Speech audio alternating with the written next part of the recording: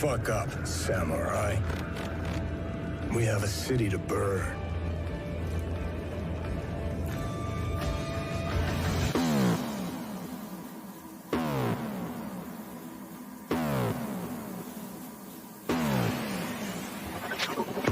You disgust me. Who gives a shit?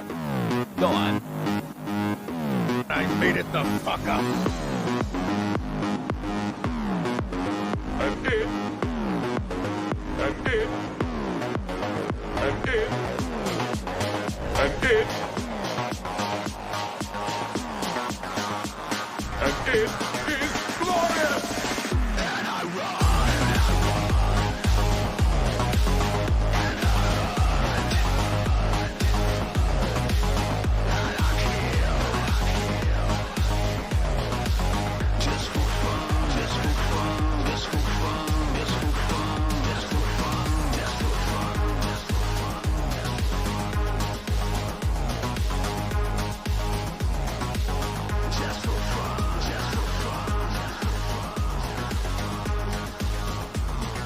I'm sorry. I couldn't resist.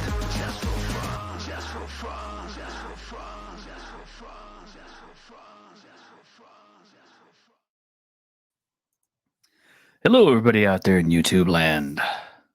I, your t-shirted historian for Tuesday with the Geeks, along with...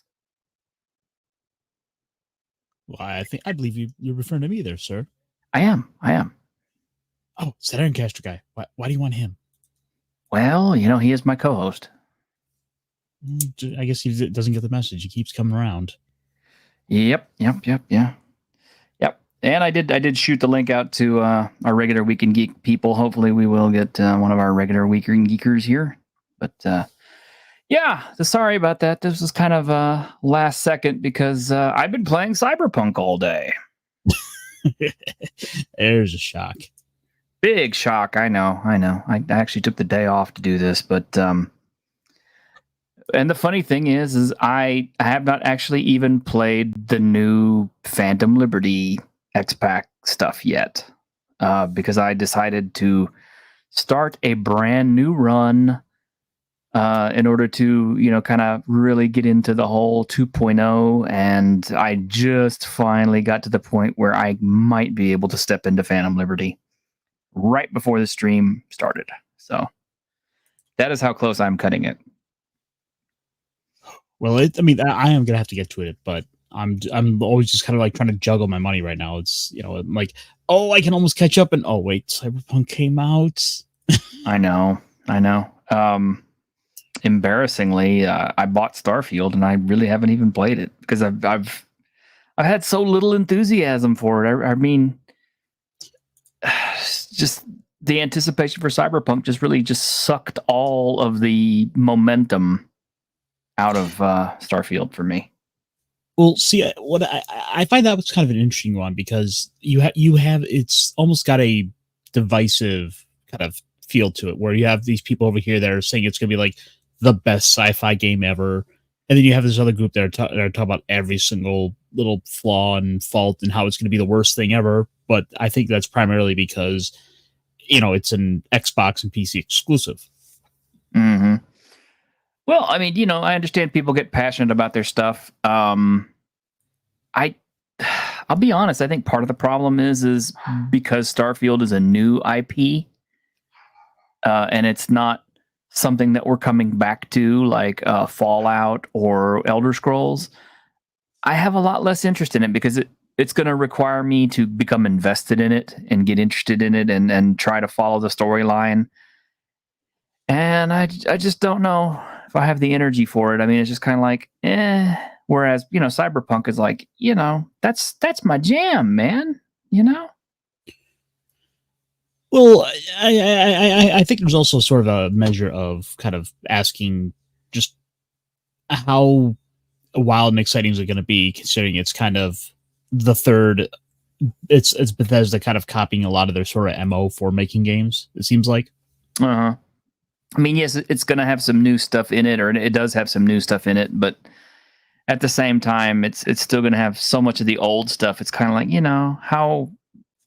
how much new stuff could they really have put in it to make it that much different? Whereas, Cyberpunk 2.0 patch dropped like last week, and it completely changed the way that you play the game almost. There's so many good things just from the 2.0 part itself.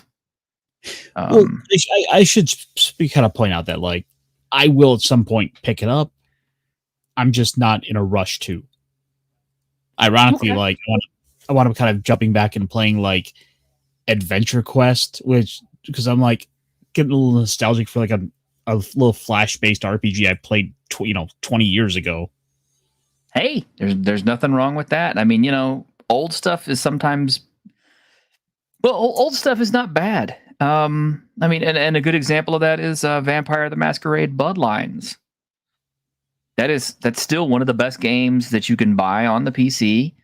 I mean, yes, it was made back in like 96, but after you patch it to where it works pretty well, it's still kind of fun. I mean, it's not perfect. It's definitely not up to today's graphical standards, but it still holds up okay. And the dialogue and the story is just awesome. I am gonna have to play that eventually. I still haven't played it. Yeah, you will. Yeah, you definitely do. I bought Esh a copy of it. I don't think he ever played it either. I've got it. I'm staring at my my GOG account. They haven't pressed that play button. Oh dear. Well, yeah. The announcement, and the only reason I bring it up is because the announcement that Bloodlines 2, they threw out their whole developer team and they brought in the British company called the Chinese Room to work on it. Has kind of really made me less enthusiastic for it. I don't have a lot of faith in that company. They did some of their previous work was like Amnesia, Machine for Pigs, which everybody kind of disliked intensely. That, and from the screenshots, the video footage that I've seen of the game so far, it really kind of looks like ass. So, well, I think we'll just have to kind of wait and see on it. Unfortunately, I kind of suspect we're not going to get like this great vampire revival through it. No, maybe it'll be above average.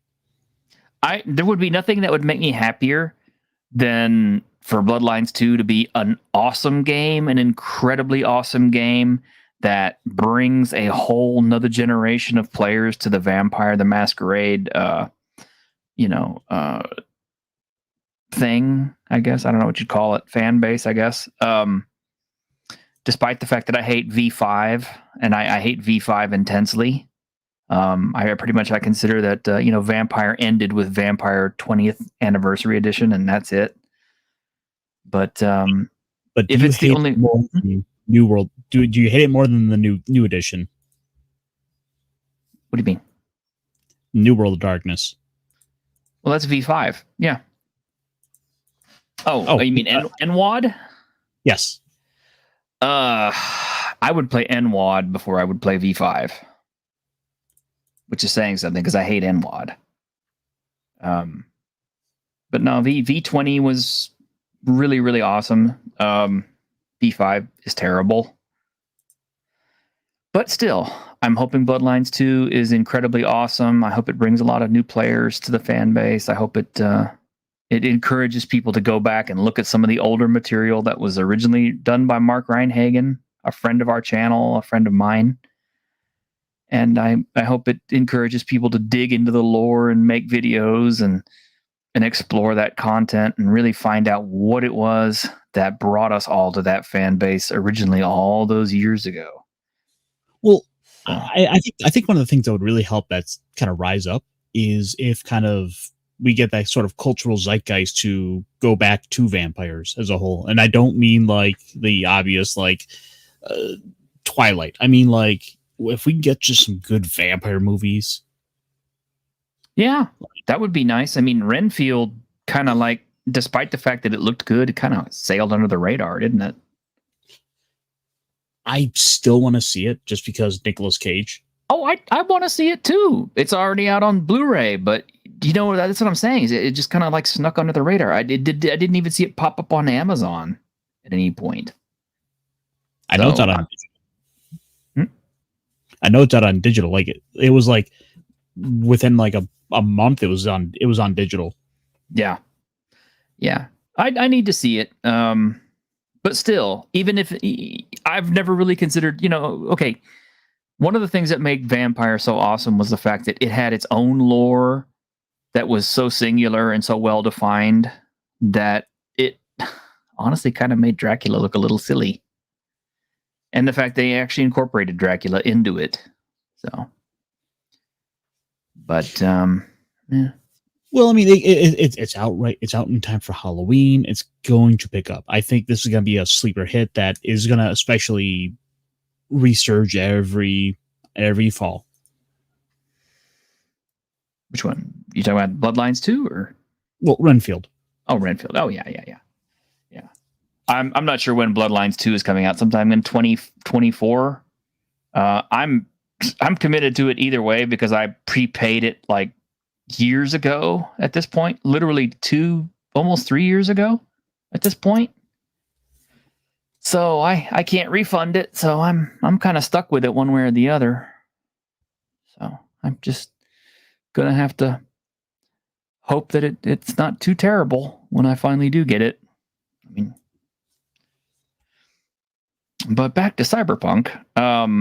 I can say that if you are strapped for time, and let's say you've already.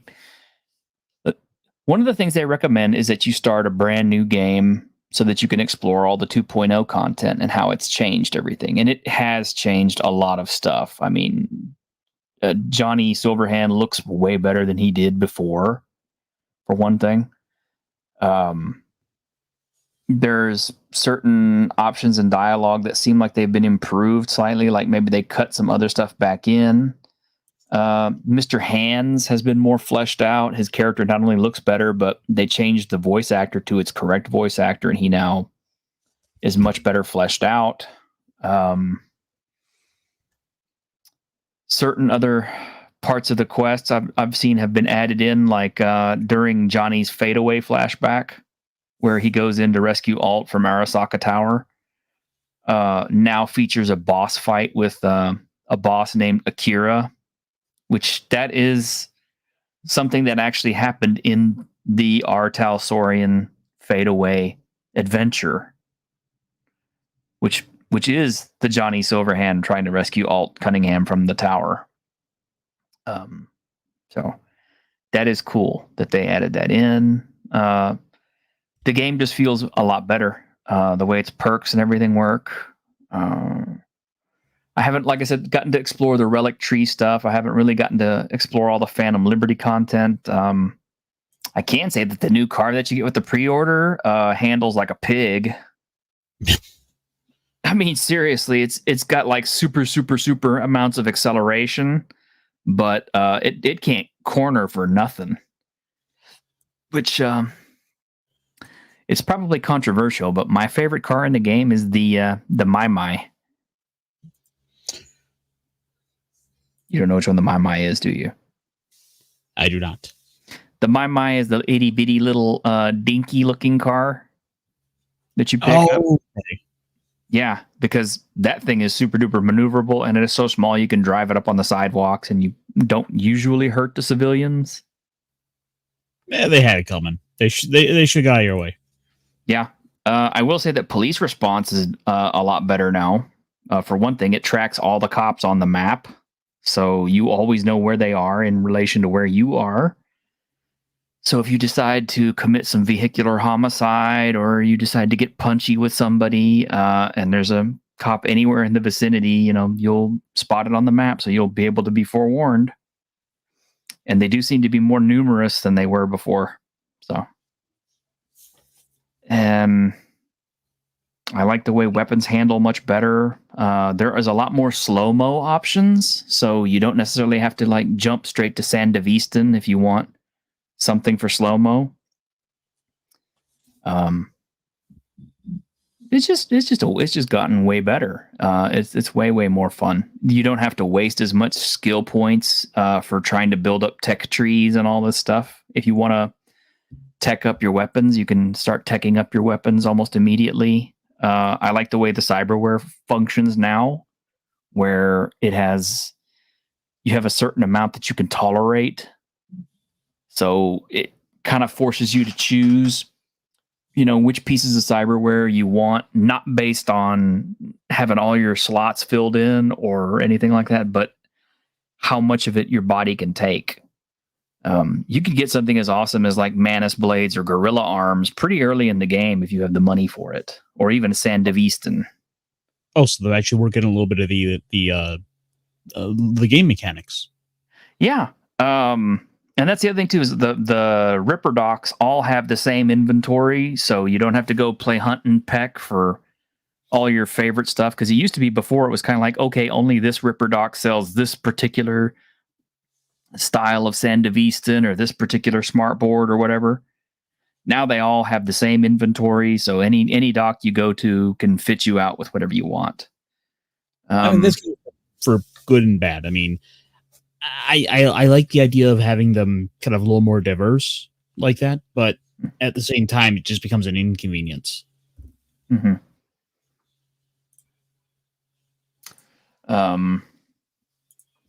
Hey, what's that? What's this? Is this a little late? I restarted Cyberpunk myself. Just redid the Arasaka heist e-break on that vigilante t-shirt. It's your rudder.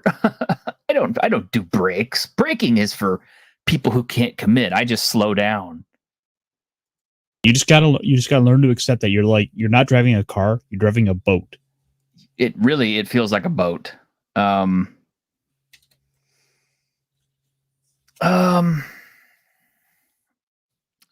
The tier of all your weapons in cyberware feels more important now, because like if you have a tier 1 weapon or something like that, it can't accept a tier 2 mod or a tier 3 mod. So it kind of becomes a case of, well, am I going to hold on to this tier 3 mod that I picked up early on, or am I going to go ahead and sell it for the change and hope I can find it again later on when I want it? The cyberware itself is upgradable. So like, let's say, you start off with your standard Kiroshi implants. After you get to a certain level, you can upgrade them either with parts or with money at a cyberdock. Or you could, if you qualify for a higher tier, you could just sell the old ones off and put the higher tier ones in. So that's kind of cool. That's a system that I kind of wish was in the paper game, to be honest. Because it would add more, it would add more mechanics, but it would also kind of make the game a little bit more interesting, because now it's a kind of a case of, well, does he got like tier 4, Dura armor, or does he have tier 1, But anyway. But I like it. I'm really enthused with it. I'm looking forward to plunking another 700-800 hours into it, because I think it's gonna be that good. Just trying out all the builds. Well, just think, T-shirt, when you're done playing that, you get a little sick of maybe playing Cyberpunk, you could turn around and go play Carbon 2185, which is on sale for a really good price on drive-thru. Ooh, yeah. I've definitely we definitely push Carbon 2185. That is a great adaptation for 5th edition if you want it. I also got my drive-thru RPG version of Cities Without Number. Drink. Yeah, everybody drink. So I can actually sit down and do a side-by-side comparison of the difference between the nice Kickstarter version and the print-on-demand version. I can definitely tell you the Kickstarter version is vastly superior in all ways. But for a print-on-demand version, it's very decent, it's very serviceable, and it's something I will definitely have at my table for my other players to use. It's just I'm going to hold on to my Kickstarter version. Well, because you want to, that's the table copy for Mr. Cheeto Fingers. Yeah, basically. CW, the bestest game ever until Casey writes something else. Yes, that's okay, Aaron. Yes, that's true. I mean, For you know, now. I speak. FR. Yeah, I speak. You know, the Church of Kevin Crawford. Yeah, I'm the only pastor of it, I guess. But Neon Blood, yeah, that's a very cool cyberpunk game on drive-through. It is. Something that's kind of cute. And I just got the Kickstarter notice for this. Apologize for the nastiness of my desk here. I haven't done much cleaning, but Yeah, you're pitched the fire on that one. Yeah. This is not a card game. It is a game printed on cards, on plastic cards, and it's made to be carried with you so you can portably carry it and like play it in your motel room or while you're bored or whatever, you know, while you're waiting someplace. Which is kind of cool because, you know, like, yes, we all have our cell phones to play on, but this doesn't require any power. All this requires is like a dice and a pencil and some paper. It's very old school. But the author of this is putting out a cyberpunk version of it. So I'm curious to see how it goes. He hasn't put it out just yet, but I'll be waiting for it when it comes out. Oh, so apparently looks like Neon Blood, just because that was brought up, is also on sale at the moment. So it's about 25% off that, and about 80% off of Carbon 2185, just to get that out. Nice. And hey, Brian James, yeah, I'm a big Scarlet Heroes fan, and I do love the Red Tide setting. I think it's probably one of the most original settings that I've come across in a long time. And yes, I was just about to ask him this. So Ironcaster, for those of you who didn't know, went to Biggeek Con, which I think Big Geek is actually broadcasting at the same time we are too. So sorry, guys, if we're cutting into your time a little bit, but you know, you can go back and watch whichever one you want. We'll both be happy. But Caster, would you like to tell us about any cool stuff that you found at Biggeek Con or anything you did? Right. So Joe and Randy happened to this weekend be running their convention, Biggeek Con, which this year would have been was the first year of it. So you know you get to figure there's always kinds of those little odds and kinks, and all in all, it was an overall success. It looks like about a good 40 people were there that day. And so they had about 5 or 6 games going at a time. So they had it going pretty good. I unfortunately was not able to sit down and actually get to a game of Horde Wars. Oh. And I think that which was because frankly the table filled up really fast. Wow. So but did you actually get to meet Blackwell?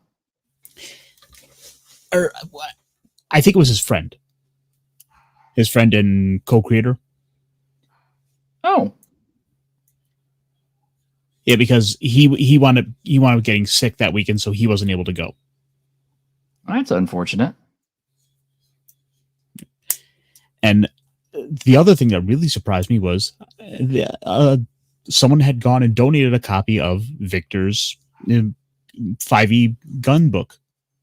Yeah, I saw that. You posted up pictures of that. That's cool. That's cool. That's good advertisement for Victor too.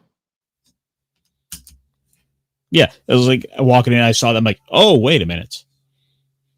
I know that book. So I was able to sit down and get a chance to play 13th Age, which I had not played before. As well as what was it? Oh wow, I can't remember it now. Isn't 13 Age the one that Legion of Myth is always crowing about? It might be. I know it was like made by like the what kind of some of the 4th edition developers. I've heard good things about it, but what do you think? If I was looking for another kind of classic, classical fantasy sort of game, and I didn't already have a few other ones, it would have gone up my list. Like, it is one I do want to play some more because I only got a chance to kind of play it just the one time. I did like. Oh, sorry. It's one I do want to play some more. I don't necessarily know if it would become my go-to for that sort of classic fantasy trope, because there's a number of other ones that I already have on my shelf. But I wouldn't say no to playing it again. In fact, I do want to play it again. That's cool. I'd like to give it a look sometime myself. It's just I've got so many other things I'm buying and playing. I think next year, if and when they do the next Biggeek Con, mm-hmm. I'm gonna go and see about donating a couple of games from my shelf to go and add to the little raffle, just because it's hey, send a couple of games off to a new home. Maybe someone will find some love in a game that gets ignored. I wouldn't mind sending you with a few copies of my book too, just to percolate some interest. Because I need to sell more of those books, dang it. Because YouTube's not paying, so I need to find some alternate sources of income, and I guess I'm going to have to start writing some more stuff. I've been lazy. And then after I got home, instead of looking at one of the games I had just played, I decided to bust out my copy of Amazing Adventures, and I've been reading through that. The original one? Yeah, the that sort of pulp era RPG from Trollor Games. Right. But I mean, they have a new version that's coming out. Right, and I think it's just they want to primarily skirt around the OGL stuff. Mm-hmm. Which, by the way, you can still buy that book on their website for a whole $10. Yeah, and it's totally worth it too. And it's absolutely. Yeah, it integrates pretty decently with your regular Trollords Castles and Crusades game. So if for some reason you wanted to throw, modern day heroes in with, medieval style heroes, it's not too terribly game unbalancing. There's a lot of things about Amazing Adventures I like, actually in preference to Castles and Crusades, to be honest. Well, I mean, I could easily see taking the Thief from Castle and Crusades and doing the class and a half with the Gumshoe and have this sort of detective, mm-hmm. Kind of a little underhanded detective. That would be pretty good. Yeah, that would be sweet. The Gumshoe is actually an underrated class. We played with the psionic rules and stuff too in Amazing Adventures, and I was actually surprised at how well it worked. And it doesn't play like Magic. Oh no. No more brick books. 256 is the golden page count. Yes. Oh, okay. Wow. And Forbidden Lands. Yeah, I'm going to have to check into that one myself. And Aaron says, I'm interested in elements of 13th Age, but overall I don't love it. Okay. Good to know. I got a few little gems here and there I've acquired over the last few weeks, but did you have more on Biggeek Con? Oh no, that was about it. It was kind of a nice little convention. There was a little time between my two games, so I was able to go make use of the bar at the hotel. Oh, you get a little bit inebriated. Well, I at least had a drink. I'm like, I don't know how long until we unveil the next game, so I might as well go do this. Anyway, fast forward to later that night, I'm getting ready to drive home, and my check engine light comes on. I'm like, oh, this is lovely. I'm like an hour from home, and now I have to worry about this. That's not good. So did everything turn out okay? I think it's just a tune. I think I just need to get a tune up. I'll probably call them up here. I'll probably call the local shop here tomorrow or so and try to book a time. Well, good luck on it, man. That can get expensive. I know repairs are not cheap these days. Yeah. Yeah, remember how I said I'm like always trying to like scrape ahead just that little bit? Mm-hmm. Then your feel car heard you. Yeah. And meanwhile, like there's a new G.I. Joe Cobra book is out that I want to pick up as well. There's always something. There's always something. And oh my gosh, we are joined by Greg. Hello. Greg, you went to a con or something this weekend too, didn't you? No, I just played Basic Fantasy. Oh, okay. Did I go pretty good? Yeah, that was fun. Did 1 hour of prep, and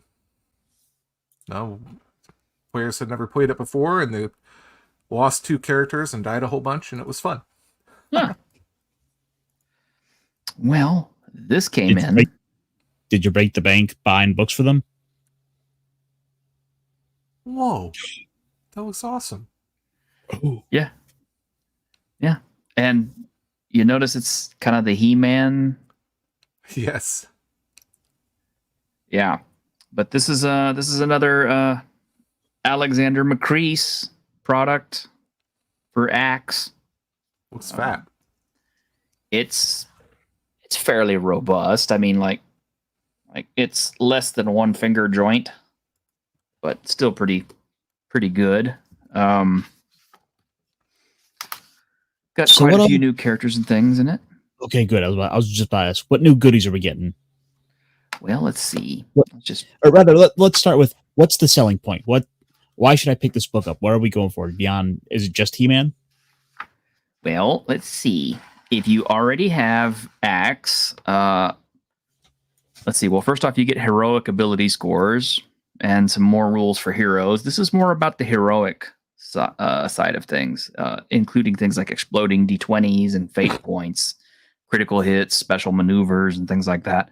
So it really ramps up the action from basic Axe, which, in my opinion, Axe is kind of like D&D basic. It dovetails with it very, very well. In fact, when I ran Axe for my group, I actually ran the original Lost City, the basic adventure. I mean, I literally used the purple book and ran it as is for that group that was using Axe, and it worked out just perfect. But this adds more heroic stuff, more stuff for you to do.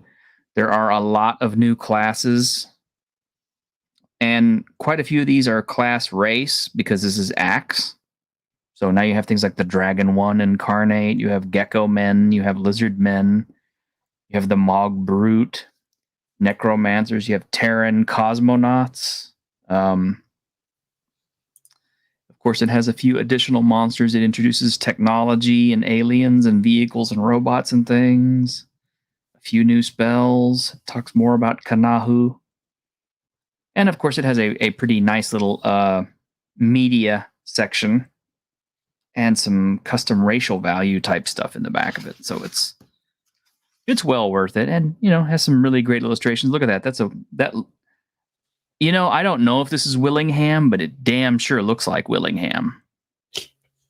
I identify with that little the lizard man with the mohawk on the left. This guy or this guy or no? Okay. Which one? That's the second one. This one? Nope. Other one. Nope. Yeah. No. I don't think he's got a mohawk. That's like her leg. You passed him. Oh, this guy? Yeah, I like that guy. He's got a smile. A mohawk. Kind of looks like it. That's the other guy's arm. It looks like 3 spikes on his head. Yes. Well, I like the fish man over here in the corner with the lips.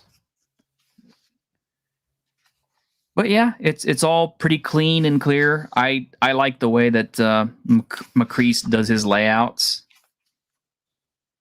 It introduces, totem animals and stuff. I think the artwork pretty much tells you exactly what kind of stuff you're getting when you see stuff like this.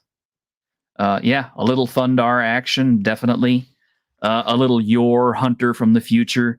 Pretty much all those 80s movies produced by Italy where, you had weird crossovers of, big hulking barbarian dudes and strange technology fits this really, really well. So I think it's a worthy addition. I think they need to go back and, well, I like the look of this, and I want to look at this some more for myself. I think they need to do more of those like little racial books, like the buy this axe for the dwarves. Because I haven't seen that one. That was a fun book, because that is effectively just, what if we did a whole expansion book about nothing but dwarves? Yes, this is the player's companion for Axe. What's that? You just went to town with them, didn't you? Well, I mean, I had like a whole bunch of comp money, and so I said, you know what? Let's buy some stuff. So these had been kind of sitting in my wish list for a long time, and I went ahead and picked them up. But yeah, this basically is a book of expanded options for Axe. Introduces the anti-paladin, the barbarian, the dwarven delver.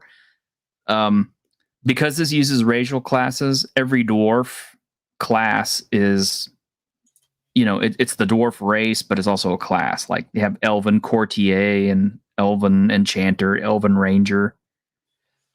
So I kind of like this, to be quite honest. And I didn't realize how much fun it was until the basic Axe book introduced me to the elf/thief version that they have, which I forget what it's called, but it's pretty cool.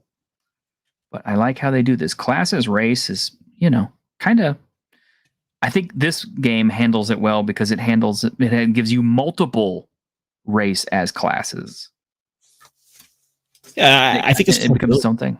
I think it's kind of a brilliant approach they took, where they suppose supposing like all these different jobs in these different cultures, like for example, elven enchanter, the way the elves would approach magic should be different than like the wizard, or and how the dwarves go, which the dwarves should be like rune casters. It also has some rules and stuff for creating custom classes for elves and gnomes and Nobirians and Thracians and Zaharians and all this other stuff. It has more stuff on strongholds. Has character class templates. It has more spells and magical experimentation and some supplemental rules like for aging and equipment and followers and stuff. It's a good book. It's where I guess your basic Axe book is really good. This really adds just so much more value to it. And I understand, it's like, some of the stuff probably could have been incorporated into the base book, but I'm really glad they picked an extra book to put it in that's dedicated to it. As you can see, it's got some great art. And you can see here Elven Nightblade. That's what it's called. The Elven Nightblade is the elf thief. Normally in basic D&D, your elf is a fighter warrior or fighter wizard, right? Right. So this is actually your Elven Nightblade is a fighter thief, and it works out really, really well because we had an Elven Nightblade instead of a thief, and since it doesn't have a monk, it has a different class. I forget what it's called, but we used one of those, and then of course we had just the regular wizard. I just like this better. If you asked me to play basic D&D, I'd say, let's play Axe, because then you have all the different racial classes that are fun to play. Plus, maybe it's just me, but I think when you have these racial classes and you have so many of them, it gives you character ideas, and that's what I really like. And when I'm looking at supplements and new books and things like that, is what is gonna give me a new character idea, because I don't want to play the same thing all the time. Wait a minute. Aaron must resist urge to complain about acts, not at all understanding the point of race as class. Yeah.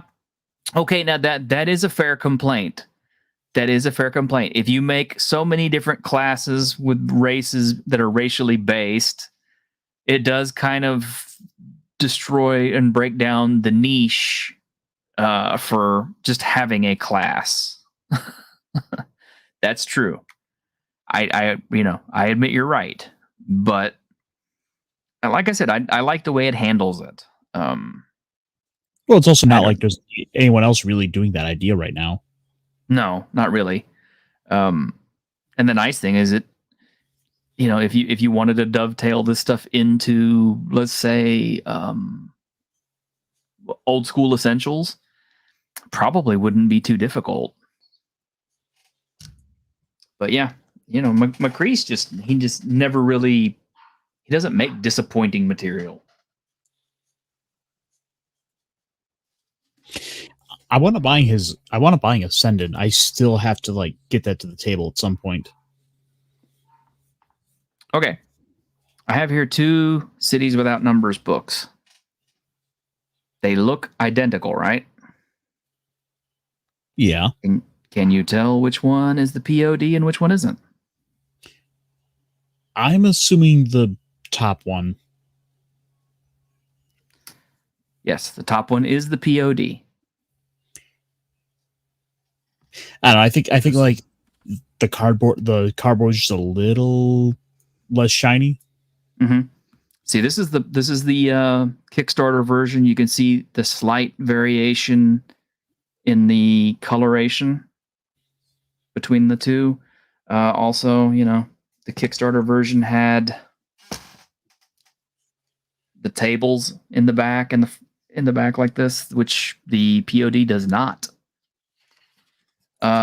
Yes, Brian James, it does have a number on it. Hang on a minute. Let me show that off real quick. So on the top, you see a regular ISBN number. That is for the Kickstarter version. This one here on the bottom is for the POD. Oh. Yeah. And Aaron, yes, I wish he had included a ribbon bookmark in this one. I really do. It could have used it. Some of the major differences too are the quality of the art. Well, the quality of the art, but the quality of the pages themselves. Let me find something with some decent art on it. One moment.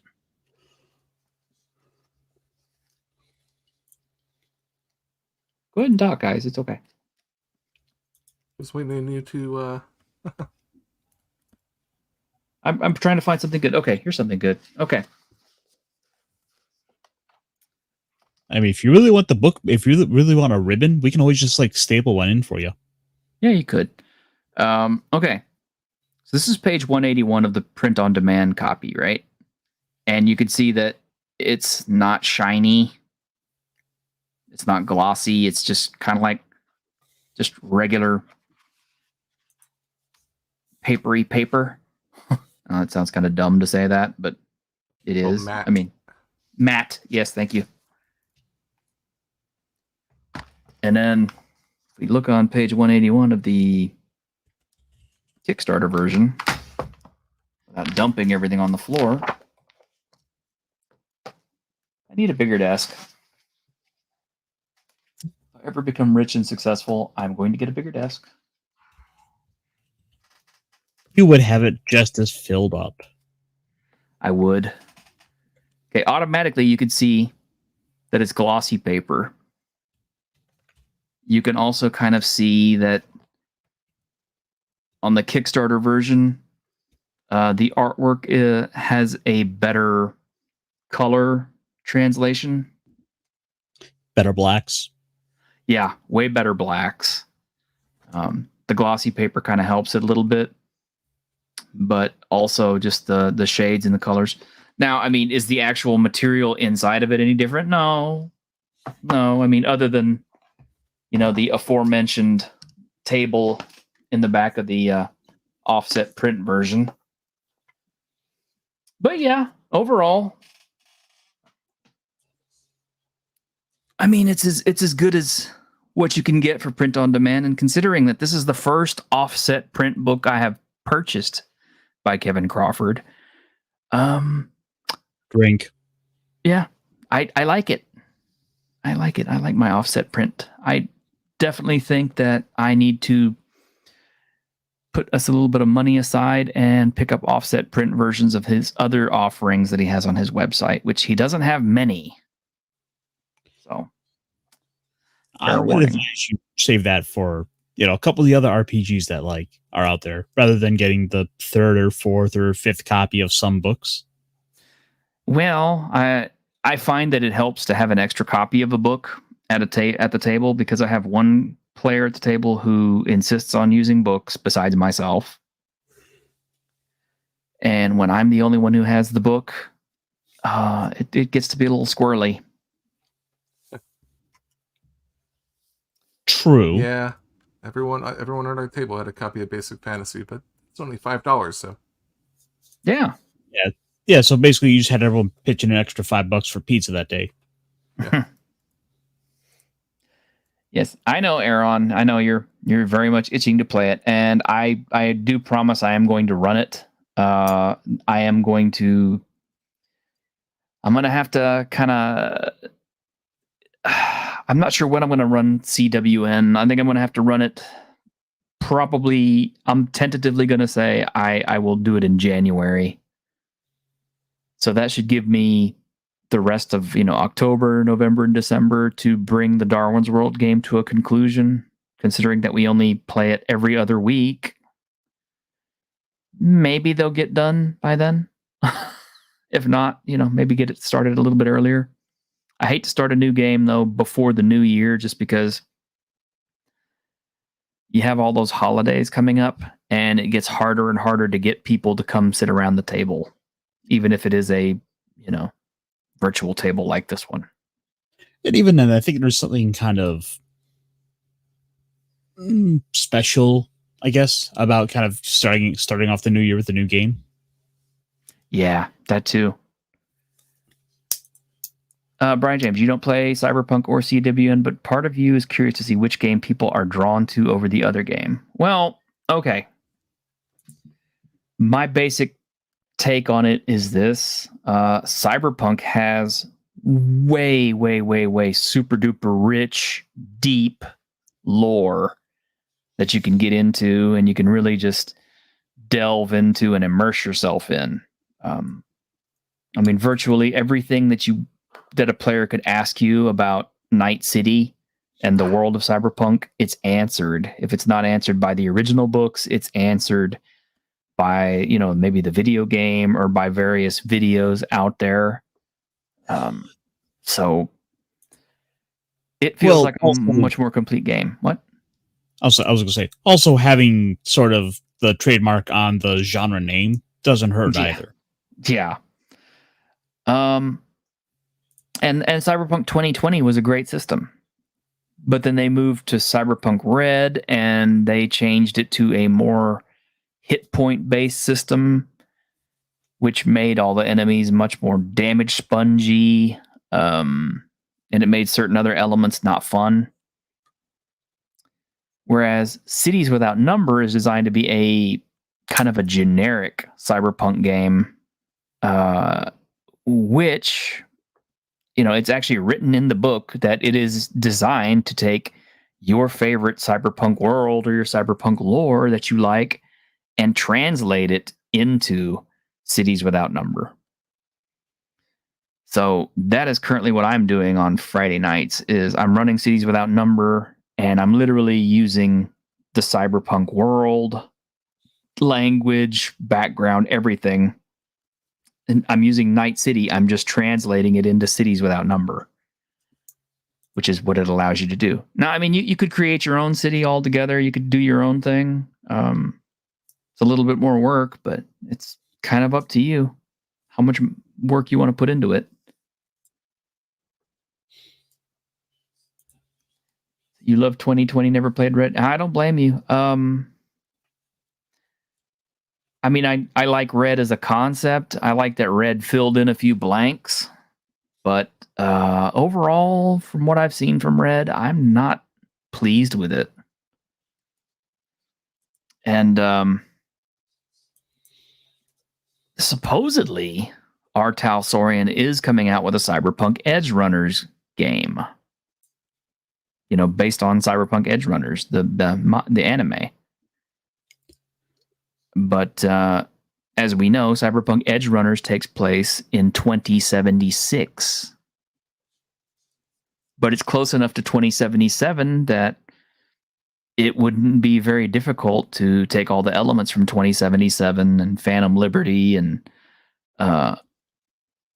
what's the next one? Orion and everything else that's coming up, and putting it into your game, if that's what they intend to do. I don't know why they're dragging their feet on this.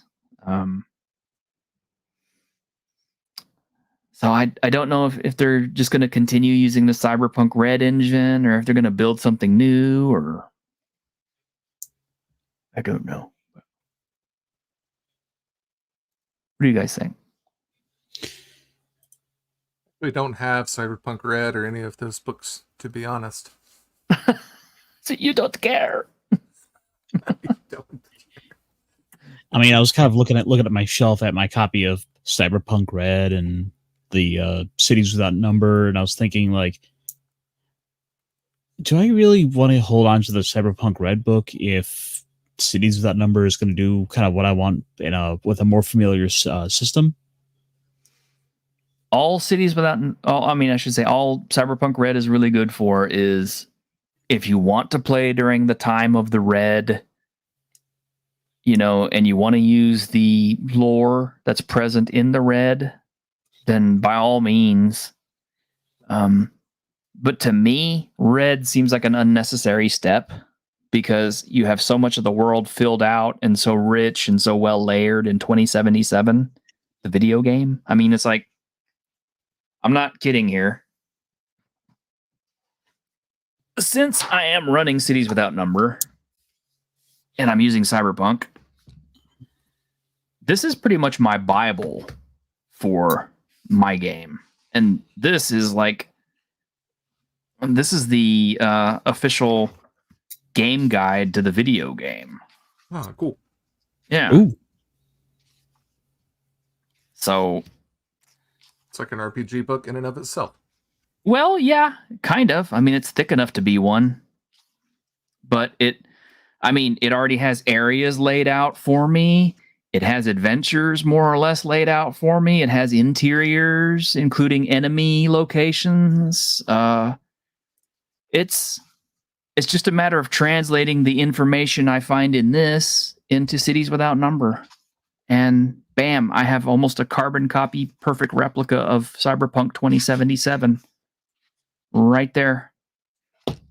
And this is what I used to play it with, along with the Cyberpunk 2077 art book.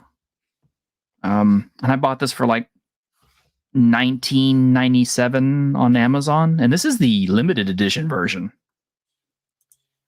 You could probably get the other one cheaper. But yeah. I don't even know if this is going to be practical to have anymore, because they've changed so much of the way the game is built that elements of this will not be applicable anymore for Cyberpunk 2.0. But yeah, I mean, with that book and Cities Without Number, yeah, that's my 2077 game. Nice. So Cities Without Number would be good to do Cyberpunk Vampire Hybrid. Yeah, absolutely. You'll have to figure out your rules for vampires, because Crawford doesn't have any. But there's enough fantasy stuff out there you could do it.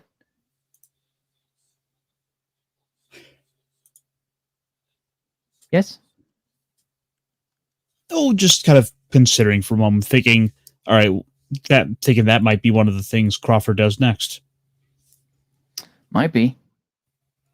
I mean, as far as it seems to me, he's just kind of checking off major genres. Mm-hmm. Red's hacking rules are better. I haven't actually played with the hacking rules in Red, but I have played with them in Cities Without Number, and once you get the hang of it, it's actually pretty easy. But we actually played with drones. We played with hacking on our last game. So I need to do some more. Hey, Das Wolfen. So I'm looking forward to playing some more Cities Without Number because I'm really enjoying the learning process. And I actually took elements of Carbon and put it into this because Carbon did something that I always thought Cyberpunk was a little bit short-sighted on, and it includes synthetics, which are not normally present in Cyberpunk. So the technology level of Cyberpunk is not quite at that point. Is that right? Or? Well, that's what's weird. Okay, Cyberpunk as a setting, they have clones.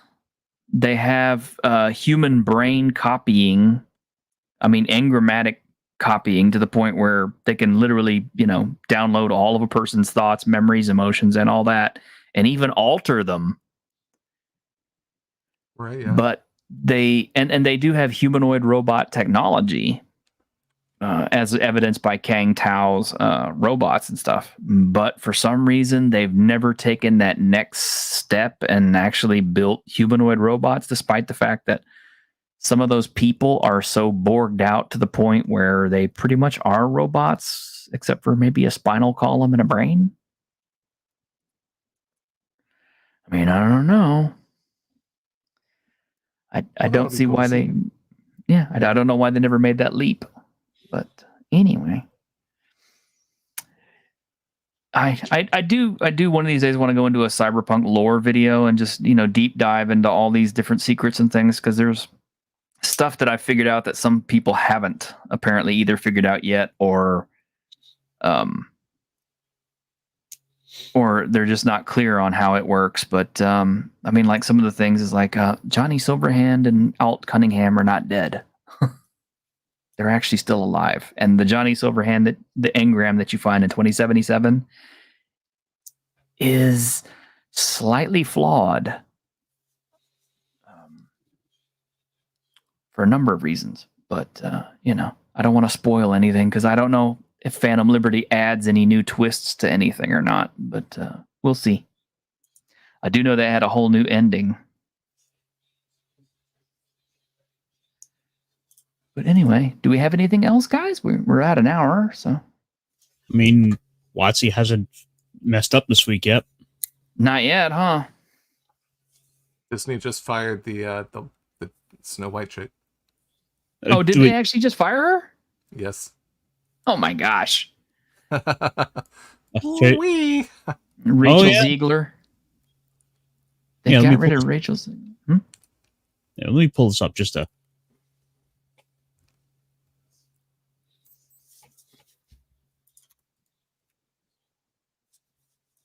Reportedly, huh?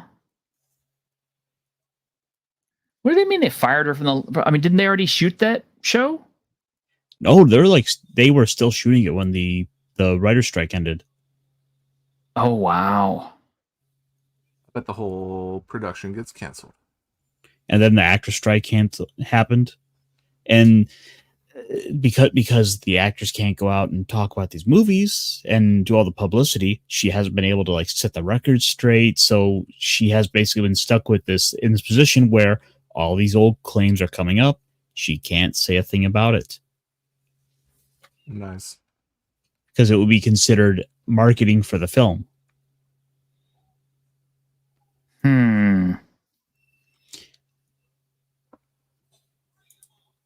She needs to be fired. Disney just needs to stop.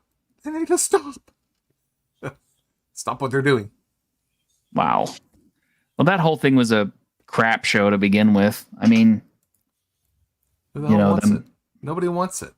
No. Nobody wants it. I mean, think about how much stupid stuff has been said about this movie already. I mean, first people were upset because they hired a Latina actress instead of a white actress, despite the fact that the name of the thing is Snow White.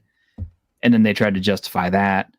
And then her coming out and talking about the prince being some weird stalkery type and all this, and her not needing him, thus pretty much destroying the entire basis of the fable.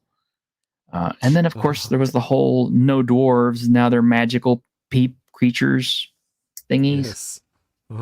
which is so unfortunate, which is so terrible considering, like, Peter Dinklage got his panties in a twist over it, which in turn cost 7 other dwarf actors jobs, because this is about one of the few things where they basically have guaranteed jobs. Yeah, 6 other dwarf actors.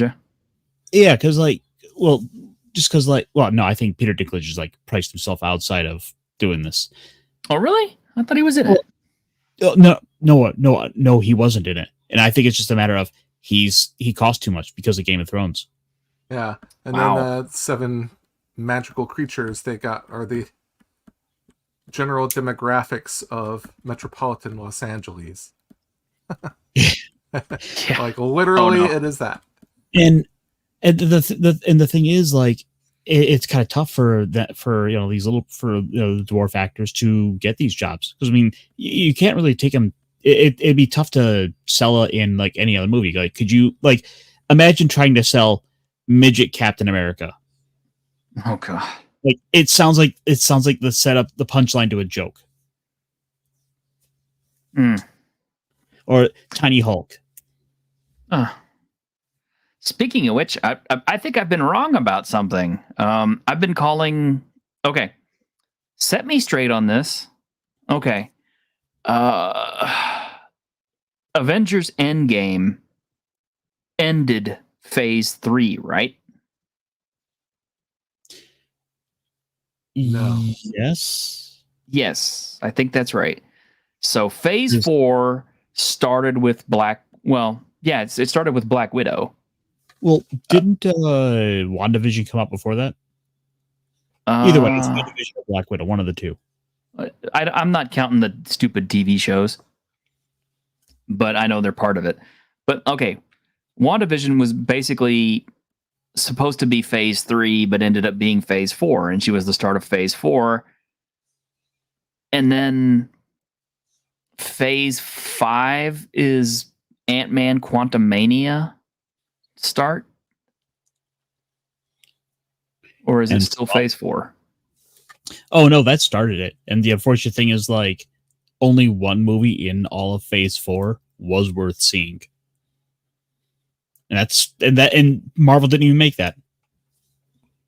Well, according to Daz Wolfen, he says Spider-Man Far From Home was the end of Phase 3, and then so Spider-Man No Way Home was Phase 4, right? That's what you're talking about? Yeah. Yeah, and it was excellent. And it was the only thing in Phase 4. So Ant-Man Quantumania is Phase 5. So that means technically Guardians of the Galaxy 3 is Phase 5? Because it came out afterward? So, wow. So I wonder if this means that Guardians of the Galaxy 3 is going to be the only movie in Phase 5 worth watching. Because the next thing that's set to come is the Marvels, right? I didn't think it was worth watching, but that's just me. Maybe you'll enjoy it. You didn't like Guardians 3? I didn't like it. Oh, I liked it. I had no interest in seeing it. Well, because you watched. I thought it was mean-spirited and gross. I didn't like it. It wasn't fun to me. The setup for the whole thing makes it seem like it's gonna be really sad. Like, oh, we're gonna be saying goodbye to them all, and it's like, I'm gonna be thinking about that too much to even be able to enjoy the movie. Am I gonna watch this movie and be sad? No, pass. Oh, okay. Daz Wolfen set me straight. Okay, so Ant-Man did start Phase 5, and Guardians of the Galaxy 3 is in Phase 5, but it was supposed to be Phase 4. Okay. And Aaron says the end completely sucked. Well, okay. I mean, I didn't say it was the best of the Guardians of the Galaxy movies. No. I kind of reserve that for 2, just because Yondu makes me cry every single time. Absolutely. But I liked it. I mean, if that's the best movie that Phase 5 has to offer, I mean, they could have done worse. Because I don't see Marvel's being a big hit. Oh, don't worry. They'll come out with the new Punisher movie, and it's going to have all the bells and whistles. It's going to have the full checklist. Don't you? Oh no. Oh, yeah. Oh no. It's going to have everything. The Punisher might even be a woman this time. Just you wait. Oh. They've had a female Punisher in the comic books, but it was brief. Exactly. Wonder when that's going to come out. Phase 6. I don't even know if there are any. They're going to go out of business before they have another phase. Yeah, honestly, just do what I did. Kind of walk away from it. Like, look, I jumped over to the tokusatsu. I am having a blast. Kamen Rider Geeks was like the best superhero show I got. I've seen in years. Like it blows Marvel and DC out of the water. Okay, well, I mean that's fair. I mean, all the DC movies have consistently sucked. So, well, I'm also comparing like all the CW shows in there too. Like, especially kind of realizing like this, it went for 50 episodes, an episode a week, with consistent CGI effects. Like it held up really well. Like, how the hell do they fuck up the CW? Well, I mean, I heard Flash finally ended with season 9, and it ended kind of with a whimper. But I don't know. I checked out of all the CW stuff a long time ago just because it kind of felt like it wasn't going anywhere. I mean, the only show I was enjoying was Legends, and then they kind of managed to mess that up too. So, yeah, I checked out of the CW. I thought Doom Patrol first season was good. I haven't seen the second season yet. And I heard they're up to Titans season 4 or 5 now. I don't know. I don't keep up with it anymore, man. I feel like I'm so done with it. I'm almost with Ironcaster. I'm kind of in a tokusatsu world right now. Right. Yeah. And I mean, the best part there is like, there's like what 50 years of material available to watch. If I don't like this year's design, that's right, I'll skip it. I'll go watch the next one. Hey, this one's got magic. Cool, I'm there. This one's doing like bug kings. It's kind of weird. All right, cool. I'll check out this one for the Super Sentai. Yeah, I have a ton of Ultraman on Blu-ray because they're pretty cheap, and I'm a Blu-ray guy. Mm-hmm. And I'll never watch them all. It's impossible. I'll long be dead. I actually won an Ultraman Blu-ray from like the Mill Creek guys. Those guys are getting good. Like they were doing like some Ultraman giveaway for like the box sets that they were making, and I actually won one. Oh dude, shit. Awesome! Actually made somebody who won something. What's funny is Mill Creek. Mill Creek used to be cheap DVDs, like older films and stuff that was in public domain, and just putting them out on crap DVDs and stuff like that. Whoever at Mill Creek decided to start acquiring all the Japanese tokusatsu film shows and putting those on Blu-rays, that person is a damn genius. Yeah, they had a bad reputation, but I don't have a complaint. Seemed okay to me. Way better than what they've been doing with I don't know who's responsible for those crappy Ghost in the Shell Blu-rays, but they need to be fired. Oh, Total which ones? Disaster. I don't know who the company is, but the one where like it's got dub titles that doesn't actually have like real subtitles, and it's like all messed up. Oh, the Standalone Complex. I haven't got those. Don't get those. They're all jacked up. And they messed up the movie too. And the movie was like advertised as like a brand new HD transfer, but it's just an upscale of the DVD. The 4K. The sad thing is, it is a beautiful like steelbook too. Yeah. Yeah, I was thinking about getting that one, but I'm just kind of like, I got the original. I really don't need it. Don't buy any of those. They're real bad. Okay. I think it's the same company that did the Shin Ultraman Blu-ray that got botched so tremendously they had to apologize and issue like a refund. There's a Ghost in the Shell that nobody talks about. It's called Pandora. No, Pandora and the Crimson Shell. is. Huh. What is that? You guys haven't heard of that? What is that? Yeah. Oh, okay. I have it. Hang on. Let me. So I'm not. So I'm not. Now, what like, you can know. get is that there's a Korean Blu-ray of Ghost in the Shell, and Korea is in the same region as the United States as far as Blu-rays are concerned, believe it or not. So if you can track that one down, that one actually is really good, but it's getting harder to find. Okay. So first question is Pandora in the Crimson Shell related to Ghost in the Shell? Answer, in a sense, yes. There's in the same universe with Ghost in the Shell, Arise. Okay, I never watched that one. Yeah. I have some of the manga, but let me put the thing on. So I mean, I just Googled these so you can see what I'm talking about. But yeah, these are the manga. And I have several of those. And then this is the Blu-ray that I have right here. It's cute. It's fun. It is kind of in the same vein of Ghost in the Shell stuff, but it's maybe a little bit more lighthearted in a way. Okay. I don't know. I mean, just check it out. See what you think. Maybe. Yeah, Ghost Urn is what its subtitle is. Oh yeah, and that reminds me, more anime news. You saw that Right Stuff got bought by Crunchyroll and it's no longer going to exist. Unfortunately. Crunchyroll ruins everything. Yeah, that's gonna be bad. Yeah, that means all the adult titles are going to go away. Well, Right Stuff already got rid of all that. It's on its own website. Yep. Oh, it has its own website now? Yeah, and the other thing was Right Stuff was always cheaper. Mm-hmm. Right Stuff was better. I bought a lot of stuff from Right Stuff. I have their membership.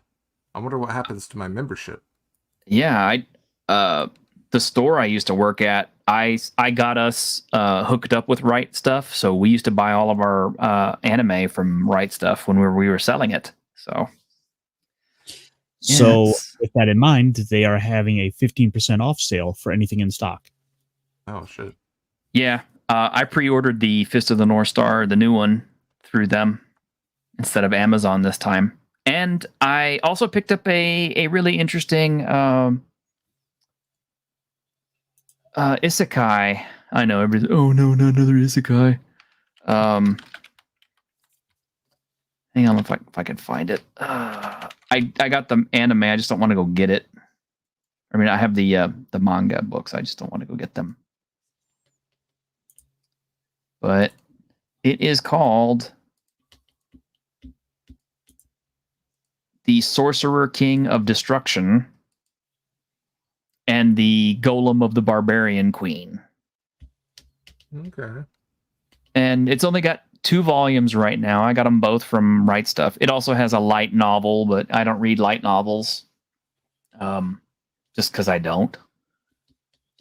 But it's pretty good. It is made kind of like for a teenage kind of audience, so the fan service is a little bit limited.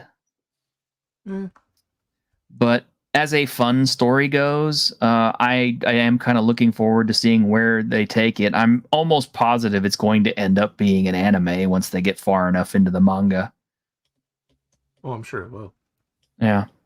Because, isekai is like the hot word. I mean, can't swing a dead cat. It was. I mean, it seems to be waning. Is it? Is it actually waning? It does. I think it is. I don't know. Isn't there? There's one I'm waiting on. Isn't it called like Dungeon Dining or something? And see, that's what I'm talking about. Yeah. See, no. I mean, it's like literally, it's like the party is deep inside the dungeon and they have to cook and eat the monsters while they're delving into the dungeon. I've never heard of that, but it sounds ridiculous. It's a thing. And hold on a moment. Let me check my Netflix really quick. There may be one more piece of news I have for you before we go. By the way, Baki has not finished, but there is more Baki. They have actually gotten to the fight between Baki and his father, and I was surprised to find out. But they released that last week, and yes, I have something new for you. Yeah. Here you go. Hold on. One more thing. I'm more excited about this than anything right now. Kengan Ashura has gotten its second season now. So they have 12 more episodes of Kengan Ashura, which is right now, that is my favorite anime to watch. Because they're not making any new Fist of the North Star yet. But they will be. But yeah, there you go. It's all the good stuff. Nudity, smoking, and violence. Yay! I love violence. Never heard of that show. You've never heard of Kengan Ashura? It's a fighting anime. I'm not down with this newfangled stuff. I'm an old school guy. Well, I'm an old school guy, but if you want to, you can read the manga. It's up online. The whole thing's been translated. Kengan Ashura, Kengan Omega. It's very deep in its own way, with a lot of fighting stuff. It's not as all right. It's not as over the top silly as Baki, but it's still got over the top stuff to it, but it's maybe a little closer to reality. Not a whole lot closer, but all these fighting anime and manga are kind of on the ridiculous side, but that's part of what makes them fun. There was one other little thing that kind of came up that I noticed. Oh, Das Wolfen, you stepped away. Who'd you say was releasing tokusatsu stuff news? Mill Creek Entertainment. Well, it's a little more complicated. What? Yeah, so tokusatsu is simply a genre. Yeah. And it's just that, the big three are Kamen Rider, Ultraman, and Super Sentai. Each one has their own legal matters up in the air. For the most part, I believe Shout Factory is releasing some of the Super Sentai stuff. Oh, yeah, they're a good company. But then again, you also have basically the Saban company was able to get all of the rights to international stuff, so that's that could be up in the air. Ultraman had a decades-long legal battle over distribution rights with Thailand, over with some guy who was trying to go and make Infra Man movies or something. I remember that Infra Man movie. That was a Chinese ripoff of. Oh, it was terrible. He tried to argue that he owned the rights to Ultraman, that he had bought it out from under them. It was an insane legal stuff that went on for years and years. That only just got cleared up. It's like some dude sitting out there saying, "I invented the question mark." Yeah. Which is why there's been a sudden influx of this stuff. Wow. And Mill Creek was seemingly able to go and pick up a lot of at the very least, U.S. distribution rights. Mm-hmm. But, I mean, the fact is that Toei has been able to go and start uploading the episodes straight to YouTube, so you don't even really have to buy the DVDs. Yeah, I noticed that somebody had uploaded every single episode of Sun Vulcan, Taiyo Sentai Sun Vulcan, in dubbed, or not dubbed, but subtitled on YouTube. And the other thing is not even the legacy stuff, the currently airing series. Ultraman Blazar is the current series that's airing every Friday afternoon here, and it's basically airing the same day as it airs in Japan, with an English dub. Nice. So I think we got Johnny Young Bosch to voice the character, voice him. Yeah, that's because the Japanese got sick of the English dubbers and subtitlers screwing up all their translations and trying to insert their personal politics. And my understanding with Kamen Rider is the company that makes it, just for whatever reason, does not think there is a big demand for it, like in the US, in worldwide markets. Okay. So basically, it's kind of the few series that have been able to get out were from like Shout Factory. I think Discotech was able to get 1 or 2 of the series. So Discotech. Yeah, there's like a couple of Kamen them Rider out there. Black. And that one's Yeah. supposed to be pretty kick-ass. Discotech is an awesome company. I will say this, and I'm pretty sure I speak for everybody on this panel, but if there is any Asian, Japanese, creators of or owner or rights holders to any tokusatsu, sentai, anime, manga, whatever, if you think that there's no market for it in the United States, you are cheating yourself out of money, because I guarantee you it doesn't matter how obscure, silly, or unknown your stuff is. If you introduce it to Western markets, somebody here will want to love it, and they will want to pay you for the rights to view it and enjoy it. So please don't sit on your stuff. So the thing is, the Kamen Rider series are kind of on a series by series basis, kind of at whichever any of these little boutique shops are able to go and pick these series up and kind of sell and distribute them as they will. That said, if you do want to watch any of them, the legal means, then I would recommend Pluto TV, Tubi. They have much of these, because Tokushoutsu is a channel that happens to play a lot of these things. So you will always find like a marathon of one of like multiple series of any of these. Nice. And yes, like Air on the Relentless, the US is starving for good content. Das Wolfen says, I will throw money at old school tokusatsu series movies. Yes. Yep. Most of us will.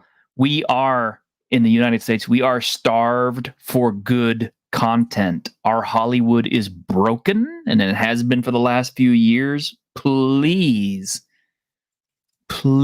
bring your stuff over here. And me, especially, old samurai films, especially. I don't care how unknown, how rare, how niche they possibly are. If there is a good samurai film out there, or an old samurai film, I will watch it.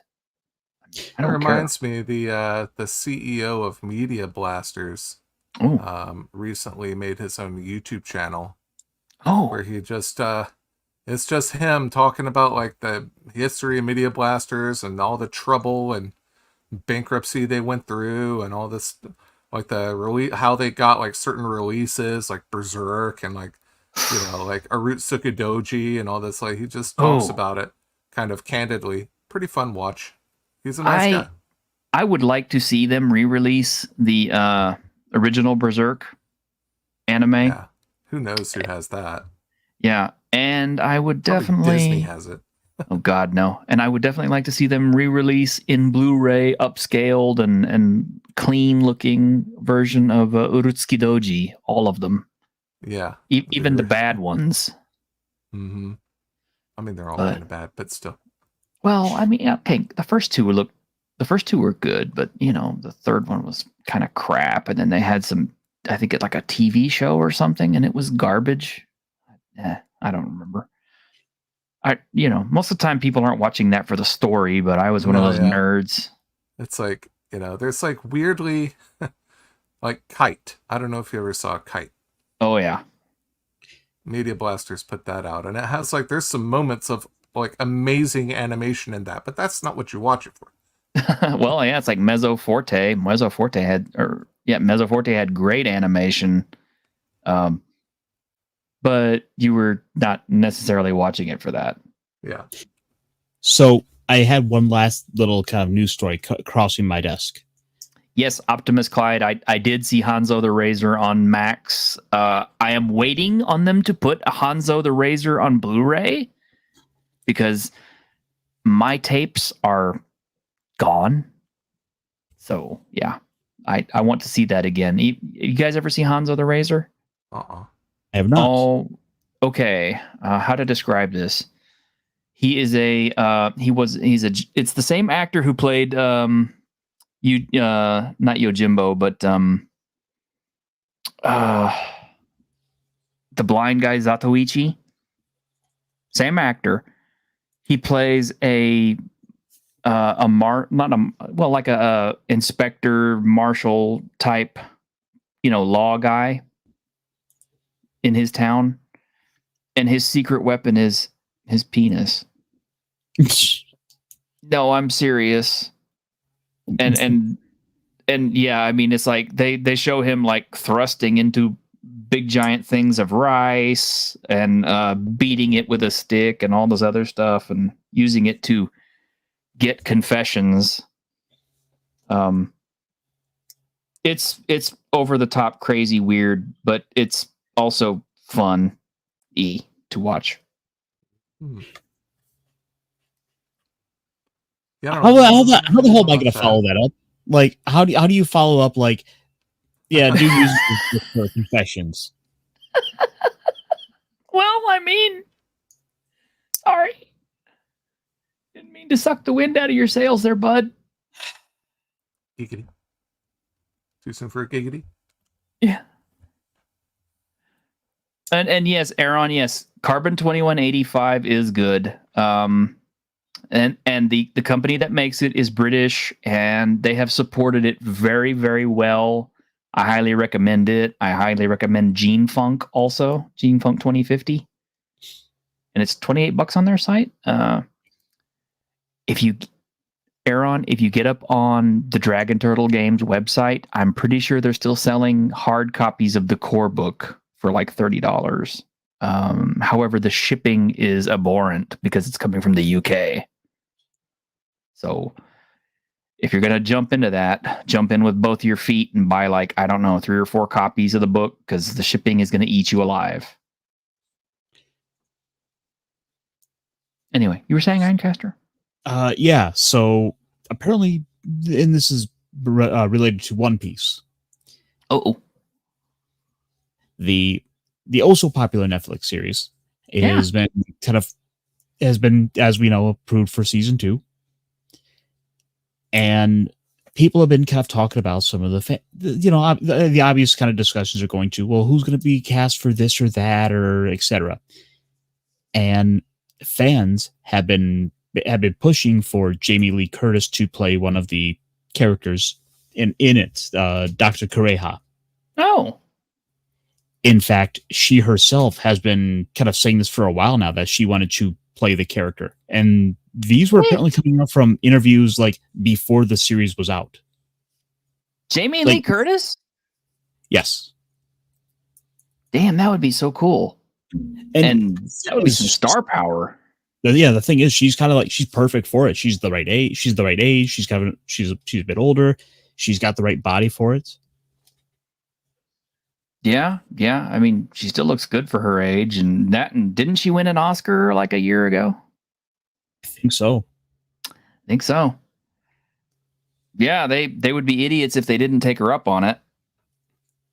I mean, in fact, here, let me just to pull up just some kind of picture for a comparison. And apparently, the producers have gotten wind of this. Yeah. The producers were saying Jamie, let's talk when the strike is finished up. There won't even be an audition. Oh, You're kid hired. Playing Zorro should have played Spike in the live action Cowboy Bebop. Yeah, I agree. The problem there, though, the studio wanted a name recognition. Mm-hmm. Wow. Maybe the future's looking brighter. Maybe hopefully, things are looking up, guys. Huh? Look, we're just kind of finding these little things out there to be hopeful for. Yeah. We are kind of a positivity stream, so it is harder to find stuff to be positive about. But look at guys, we brought you a bunch of stuff that's really positive and cool. We weren't just talking about all the negative shit today. Matter of fact, have you had a chance to check out One Piece yet? I saw a little bit of it. You need to watch it just for mocking you. Okay. You know, aka the son of Sonny Chiba. The son of Sonny Chiba. Yeah. Yes.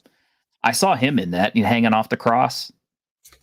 Yep, and hey, so guess what? He got paid more than She-Hulk. Well, he's a better actor. He knows how to use a sword. He actually knows how to use a sword, and he probably knows how to do real martial arts. So he could probably do his own stunts. And his diction is actually pretty good too. So, he was by far like the best part of the show. Yeah, I think so. From what I've seen and the little I've seen. Well, you watch it, and then we can like sit down and we have a little talk about it, because I'm trying to get some people together to talk about it. Okay, I will do that. I got to catch up on Kengan Ashura now, though.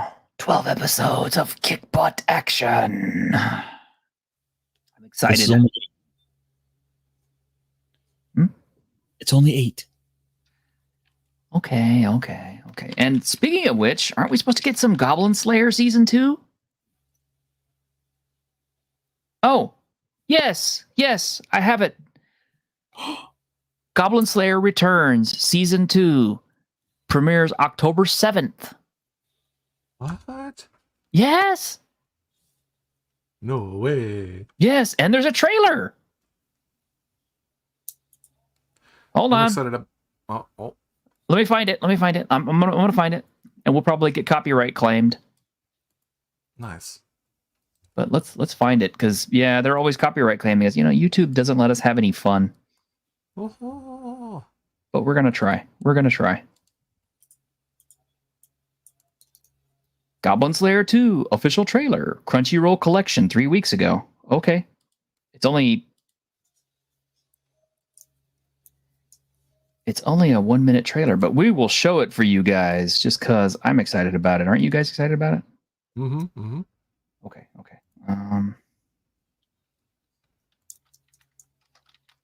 Come on, thing. Come on.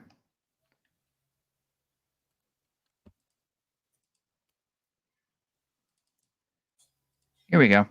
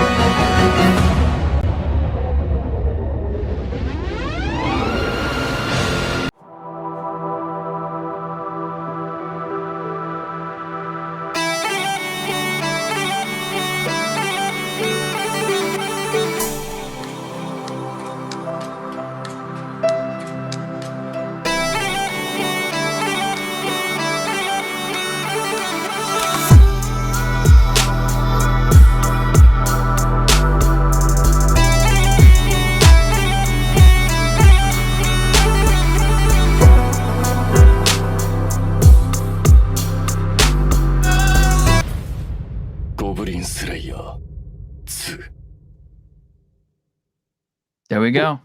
All right. Perfect for Halloween. Yes. Well, I'm excited. I am too. That show is very racist against goblins. Very racist against goblins, because goblins deserve to be killed. Well, no, we come on. We deserve the short stack goblin waifu representation. Where is it? Rapscallion did some goblin waifu stuff here recently, which I can't show on this channel, but you should probably. Did you What? Did you see the new one where like the goblins become sentient? Yes, I did. It was a wholesome ending. It was a wholesome ending. But anyway, all right, guys. Well, we've gone well over our time anyway, so Shall we close? Mm-hmm. Yes. All right. Save some things for Saturday because I'm certain Saturday we'll have something juicy to sink our teeth into, and if not, we'll find something. Yeah. All right. Well, thanks for having me on. Oh, it's my pleasure, Greg. Anytime. And I kind of wish we had gotten some other folks on too, but hey, it is what it is. Yeah, Victor Gorchev has allergies who didn't feel like streaming again. Oh, poor guy. Well, we wish him the best. Mm-hmm. Yep. And, Yep, we'll catch you around. see you later, everyone out there in YouTube land. Thank you. And if you're catching us on the replay, hey, hit like, hit subscribe, show people our channel, and get us to 1,000 subs because we really want to get to 1,000 subs. Might be the only way I get paid. For sure. All right, later. Later.